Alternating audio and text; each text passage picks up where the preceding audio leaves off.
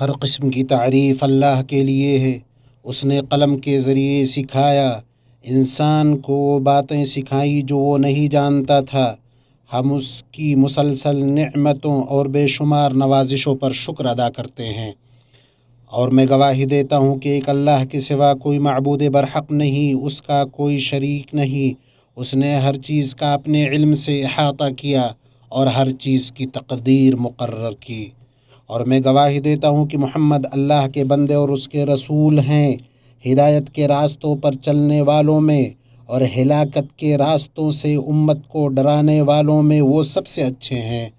میرے رب کا درود و سلام نازل ہو آپ پر، آپ کے صاحبان خرد، آل و اصحاب پر، تابعین پر، اور ان پر جو درست طریقے سے تا قیامت ان کی پیروی کریں۔ اما بعد، اللہ کا کما حقہ تقوی اختیار کرو، خلوت و جلوت میں اس کا خوف کھاؤ، تمہیں دنیاوی زندگی دھوکے میں نہ ڈالے۔ اللہ کا فرمان ہے، جس نے سرکشی کی اور دنیاوی زندگی کو ترجیح دی، اس کا ٹھکانہ جہنم ہے۔ ہاں، جو شخص اپنے رب کے سامنے کھڑے ہونے سے ڈرتا رہا اور اپنے نفس کو خواہش سے روکا تو اس کا ٹھکانہ جنت ہی ہے۔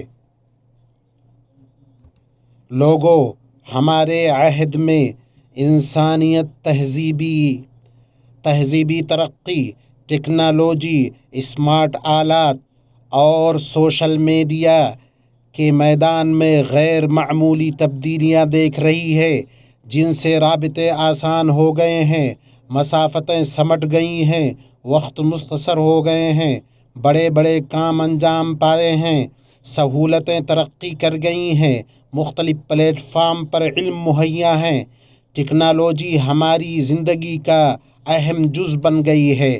اگر قومیں ٹیکنالوجی کے میدان میں باہم مقابلہ کر رہی ہیں تو ہماری بابرکت مملکت اپنے وژن میں ممتاز ہے، وہ سبقت کر رہی ہے، اس میدان میں سب سے آگے ہے، وہ ٹیکنالوجی میں سرمایہ کاری کر رہی ہے، اسے معاشرے اور انسان کی خدمت میں لگا رہی ہے، یہاں تک کہ وہ روشن شکل میں ایسی مثال بن گئی ہے جس کو سراہا جا رہا ہے، جس کی پیروی کی جا رہی ہے، جو ترقی یافتہ ٹیکنالوجی کے میدانوں میں اس کے عالمی مقام کو مقرر کرتی ہے۔ ہمارے ملک نے ثابت کیا ہے کہ ترقی اقدار کے منافی نہیں ہے، نہ اصول کے خلاف ہے، بلکہ ترقی اقدار و اصول کو فروغ دیتی ہے اور انہی سے سہارا لیتی ہے۔ یوں اس نے ترقی کی ہے بغیر اس کے کہ اپنے اصولوں سے الگ ہو، آگے بڑھی ہے بغیر اس کے کہ اپنے مسلمات اور ضوابط کے سلسلے میں کوئی کوتاہی برتے۔ یہ کیا ہی اچھی ربانی نعمت اور الہی نوازش ہے، اس کا تقاضا ہے کہ حمد و شکر بجا لایا جائے۔ ہر قسم کی تعریف اللہ کے لیے ہے۔ اس نے ہمارے لیے وسائل مسخر کیے، ہمارے لیے بھلائی کے راستے کھولے، ہماری باشعور قیادت کو انہیں کام میں لانے اور ترقی دینے کی توفیق دے۔ اللہ کے بندو، اگر یہ نعمت بڑی نعمتوں میں سے ہے اور اس زمانے میں قوت کی نمایاں ترین خصوصیات میں سے ہے، تو اگر نعمت کو نامناسب جگہ پر رکھ دیا جائے تو وہ زحمت اور مصیبت بن جاتی ہے۔ جب ٹیکنالوجی اپنا رخ بھول جاتی ہے، اس کے استعمال کرنے والے کے یہاں شعور نہیں ہوتا، تو ویسی صورت میں انسان کی عادت بن جاتے ہیں، ذرائع خرابیوں کی آماج گاہ بن جاتے ہیں۔ یہیں سے ایک بیماری ظاہر ہوئی جس میں مختلف عمر، تہذیب اور جنس کے لوگ مبتلا ہو گئے۔ یہ بیماری سوشل میڈیا سے مریضانہ تعلق ہے، ڈیجیٹل دنیا میں بے انتہا مشغولیت ہے۔ یوں موبائل کچھ لوگوں کے لیے رابطے کے آلات سے نکل کر علیحدگی اور عزلت کے ذرائع بن گئے ہیں۔ آپ آدمی کو دیکھیں گے کہ وہ لوگوں کے بیچ دل و دماغ سے خالی ایک جسم ہے، وہ پلیٹ فارم کے بیچ چکر لگاتا ہے، ایپس کھولتا ہے، مختلف قسم کے ویب سائٹ اسے نچاتے رہتے ہیں، کلپس کی اس پر بھرمار ہوتی ہے۔ وہ نہیں جانتا کہ اسے کیا چاہیے اور نہ ہی کوئی فائدہ اٹھاتا ہے۔ یہ ہلاکت خیز فتنہ ہے۔ انسان اس میں بلا مقصد بھٹکتا ہوا جیتا ہے، جیسے گہرے سمندر میں بلا کسی پتوار اور قطب نما کے کشتی، یا کوئی لگاتار سفر کرنے والا تھکا ہوا مسافر کہ نہ تو اس نے مسافت طے کی اور نہ ہی اپنی سواری کو زندہ رکھا۔ ہائے عمروں کا نقصان کہ بادلوں کے مانند گزرتی جائیں اور حساب کے دن کے لیے بغیر کسی توشہ کے ختم ہوتی جائیں۔ عبداللہ ابن عباس رضی اللہ عنہما سے روایت ہے، انہوں نے کہا رسول اللہ صلی اللہ علیہ وسلم نے فرمایا، دو نعمتیں ایسی ہیں کہ اکثر لوگ ان کے سلسلے میں دھوکے میں پڑے ہوئے ہیں، صحت اور فرصت۔ ابن القیم رحمہ اللہ نے فرمایا، وقت کو ضائع کرنا موت سے بھی زیادہ سنگین ہے، اس لیے کہ موت آپ کو دنیا سے کاٹتی ہے، جبکہ وقت کا ضیاع آپ کو اللہ اور یوم آخرت سے کاٹ دیتا ہے۔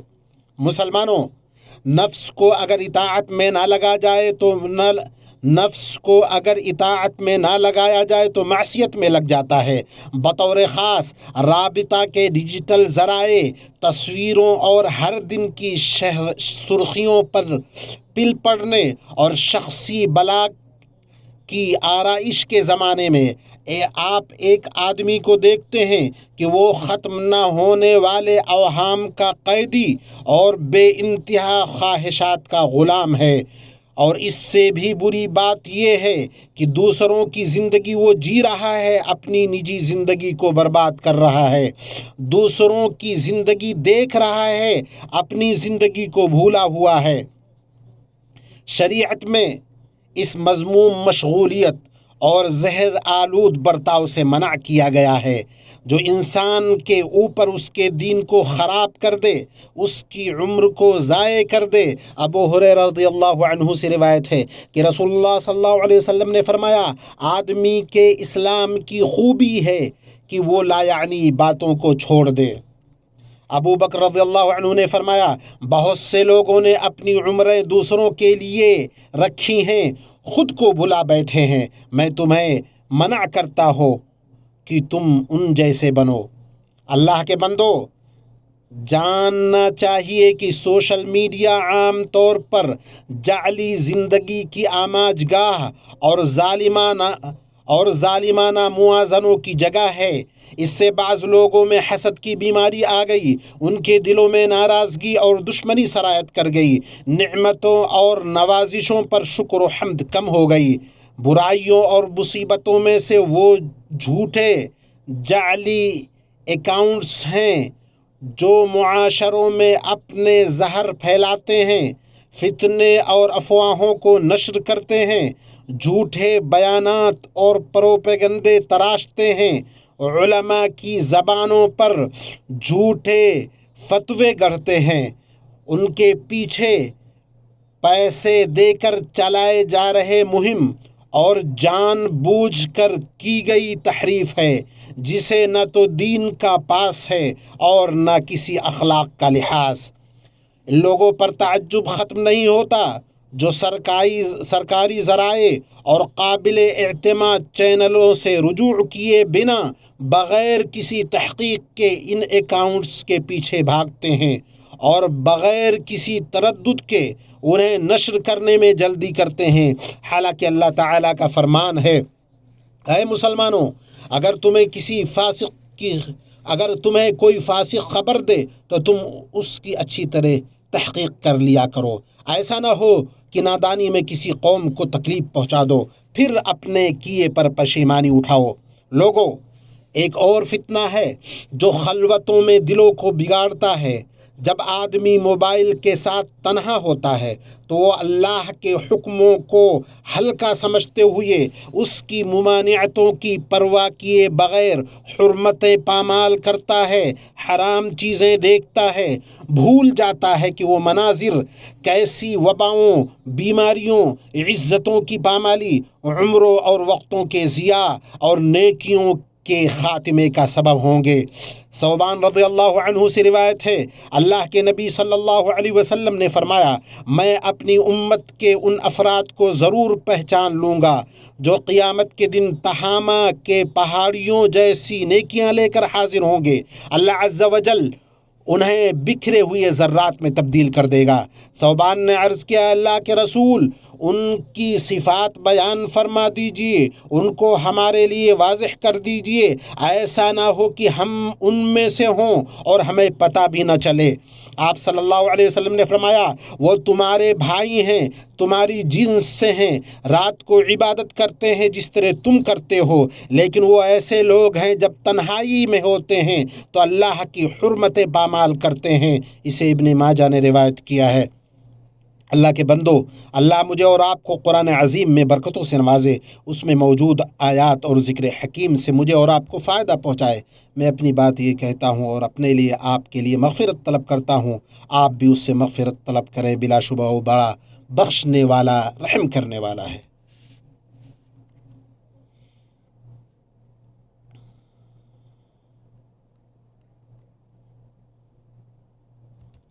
تمام تعریف اللہ کے لیے ہے جس نے ہمیں کامیابیوں کے راستوں کی ہدایت دی، کامرانی کی راہوں کی رہنمائی فرمائی، اپنی کتاب میں نور و رحمت نازل کی، اپنے نبی کی سنت میں ہدایت و حکمت رکھی۔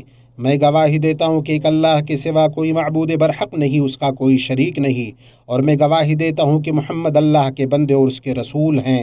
اللہ ان پر درود و سلام اور برکتیں نازل فرمائے، ان کے آل و اصحاب پر، ان پر جو تا قیامت ان کے منہج پر چلیں۔ اما بعد، ایمانی بھائیوں، بے شک سب سے بڑی نعمتوں میں سے یہ ہے کہ انسان اپنی خامیوں کو وقت گزرنے سے پہلے پہچان لے، اپنے دل کے تئیں ہوشیار ہو جائے، قبل اس کے کہ اس میں زنگ بیٹھ جائے۔ اس ڈیجیٹل دنیا اور تکنیکی شور میں ہم سب کو اس بیماری کے لت سے نجات کے لیے ایک دوا کی ضرورت ہے، اور وہ ایک چھوٹی سی خلوت ہے جہاں ہم اپنے تمام آلات اور سامان کے شور کو بند کر دیں۔ اس لیے نہیں کہ ہم زندگی سے کنارہ کش ہو جائے، بلکہ اس لیے کہ اس توازن کو بحال کریں جو ہماری زندگیوں میں بگڑ چکا ہے۔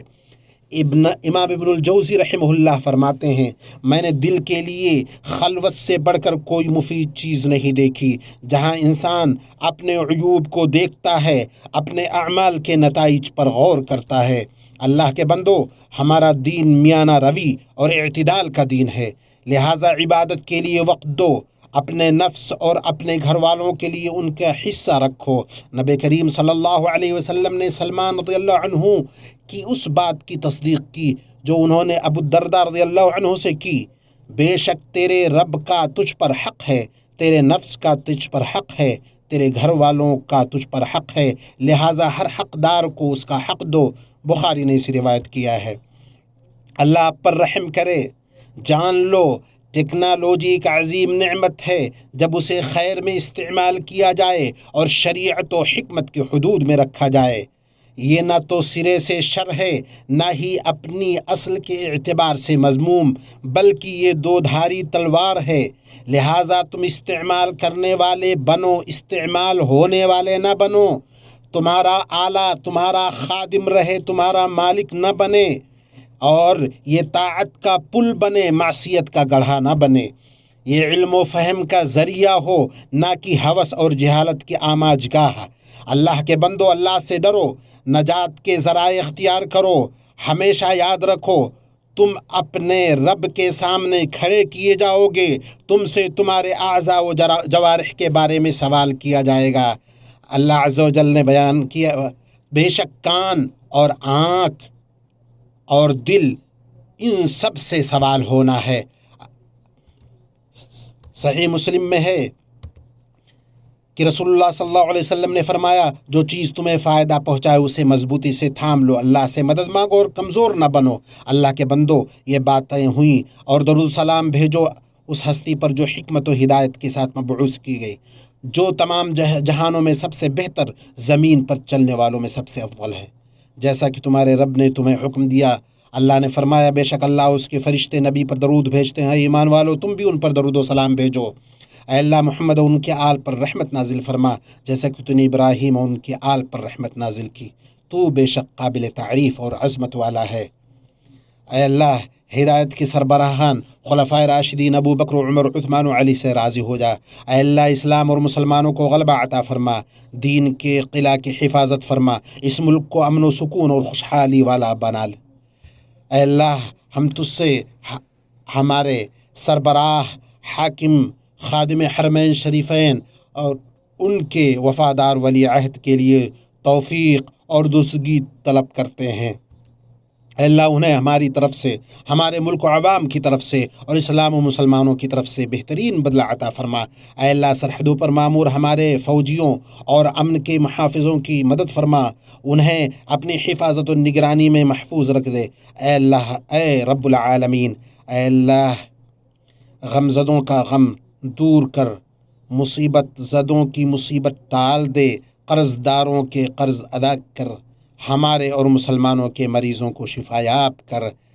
اے اللہ ہمارے اور مسلمانوں کے فوت شدگان پر رحم فرما۔ اے اللہ فلسطین میں اور ہر جگہ کمزور مسلمانوں کی مدد فرما۔ اے اللہ فلسطین میں کمزور مسلمانوں کی مدد فرما۔ اے اللہ ان کے ہر غم کو دور کر دے۔ اے اللہ ہر تنگی کو آسانی میں اور ہر مصیبت کو عافیت میں بدل دے۔ اے اللہ ان کی ہر غم کو دور کر دے، ہر تنگی کو آسانی میں اور ہر مصیبت کو عافیت میں بدل دے۔ اے اللہ ان کے زخمیوں کو شفایاب کر، ان کے خون کی حفاظت فرما، ان کے دلوں کو مضبوط کر۔ اے اللہ مسجد اقصی کی حفاظت فرما، اسے تا قیامت معزز اور بلند رکھ۔ اے اللہ بے شک اللہ عدل و احسان کا اور قرابت داروں کو عطا کرنے کا حکم دیتا ہے اور بے حیائی، برے اور سرکشی کے کاموں سے روکتا ہے۔ وہ تمہیں نصیحت کرتا ہے تاکہ تم نصیحت پکڑو۔ اللہ کو یاد کرو، وہ تمہیں یاد